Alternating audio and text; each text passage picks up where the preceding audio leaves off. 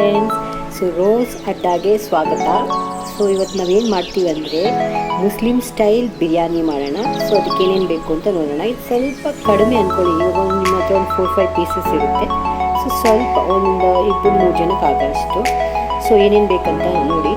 Tomato ಮತ್ತು ಒಂದು ಕೈಯಲ್ಲಿ ಒಂದು ಹಿಡಿಯಷ್ಟು ಕೊತ್ತಂಬರಿ ಮತ್ತು ಪುದೀನ ಮತ್ತು ಶುಂಠಿ ಬೆಳ್ಳುಳ್ಳಿ ಪೇಸ್ಟು ಮತ್ತು ಈರುಳ್ಳಿ ಮತ್ತು ಗ್ರೀನ್ ಚಿಲ್ಲಿ ಮತ್ತು ಇದಕ್ಕೆ ಬೇಕಾಗಿರೋದು ಒಂದು 3 ಗ್ಲಾಸ್ ಅಕ್ಕಿ, ಕೊತ್ತಂಬರಿ ಮತ್ತು ಪುದೀನ ಮತ್ತು ಸ್ವಲ್ಪ ಶುಂಠಿ ಬೆಳ್ಳುಳ್ಳಿ ಪೇಸ್ಟು, ಅದು ಮನೆಯಲ್ಲೇ ಮಾಡಿರೋದು, ಮತ್ತು ಸ್ವಲ್ಪ ಈರುಳ್ಳಿ ಮತ್ತು ಗ್ರೀನ್ ಚಿಲ್ಲಿ ಮತ್ತು ಒಂದು 3 ಗ್ಲಾಸ್ ಅಕ್ಕಿ. ನಾನಿಲ್ಲಿ ಕೊಬ್ಬರಿ ಎಣ್ಣೆ ಹಾಕೋದಿದ್ದೀನಿ. ಏನಿಲ್ಲ ಅಂದರೆ ಒಂದು 4-5 ಸ್ಪೂನ್ ಅಂದರೆ ಚಿಕ್ಕ ಸ್ಪೂನು. ಯಾಕಂದರೆ ಈರುಳ್ಳಿ ಚೆನ್ನಾಗಿ ಫ್ರೈ ಆಗೋಷ್ಟು ಟೇಸ್ಟ್ ಇರುತ್ತೆ. ಸಾಕು. ಮತ್ತು ಇದನ್ನು ಕಾಯಬೇಕು. ಈಗ ಎಣ್ಣೆ ಚೆನ್ನಾಗಿ ಕಾಯ್ದಿದೆ, ಅದಕ್ಕೆ ಈರುಳ್ಳಿ ಹಾಕಬೇಕು. ಸೊ ಸ್ವಲ್ಪ ಈರುಳ್ಳಿ ಹಾಕ್ಕೊಂಡು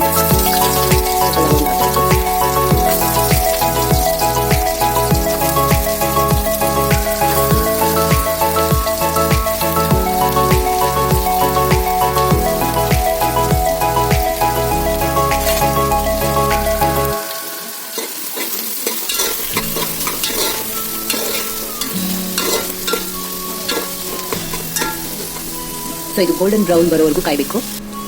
ಇದಕ್ಕೆ ಒಂದು 2 ಲವಂಗ, ಅದು ಗೋಲ್ಡನ್ ಬ್ರೌನ್ ಬರೋವರೆಗೂ ಚೆನ್ನಾಗಿ ಫ್ರೈ ಮಾಡಬೇಕು.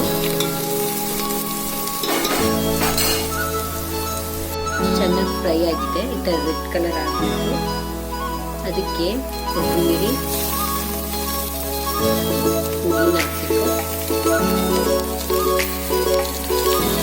ಸ್ವಲ್ಪ ಶುಂಠಿ ಬೆಳ್ಳುಳ್ಳಿ ಪೇಸ್ಟ್ ಮನೇಲಿ ಮಾಡಿರೋದು,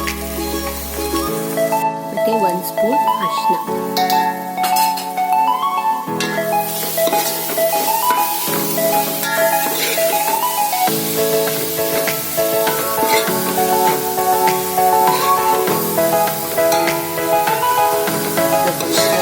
ಬೇಕಾದ್ರೆ ಸ್ವಲ್ಪ ಎಣ್ಣೆ ಹಾಕೋಬಹುದು.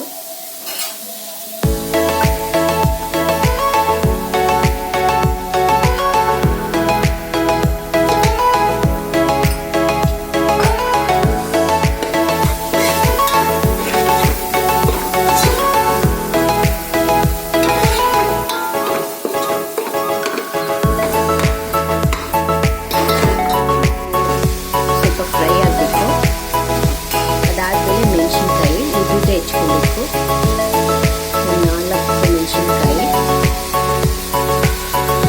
ಟೊಮೆಟೊ, 4 ಟೊಮೆಟೊ,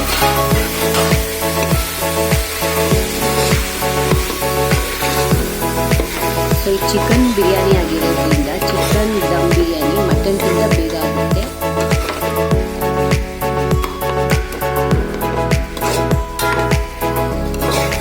ಸ್ವಲ್ಪ ಬಾಯ್ಲ್ ಆಗೋದು ಮಾಡಬೇಕು.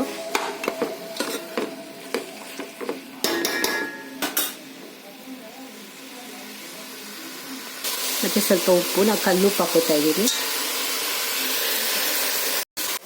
ಸೊ ಇವಾಗ ಸ್ವಲ್ಪ ಒಂದು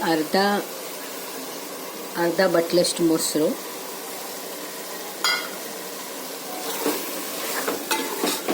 ಚೆನ್ನಾಗಿ ಮಿಕ್ಸ್ ಮಾಡಿ ಒಂದು 2 ಮಿನಿಟ್ಸ್ ಚೆನ್ನಾಗಿ ಬೇಯಕ್ಕೆ ಬಿಡಬೇಕು. ಆವಾಗಲೇ ಮಸಾಲ ನಮಗೆ ಚೆನ್ನಾಗಿ ಸಿಗುತ್ತೆ ಬಿರಿಯಾನಿಗೆ.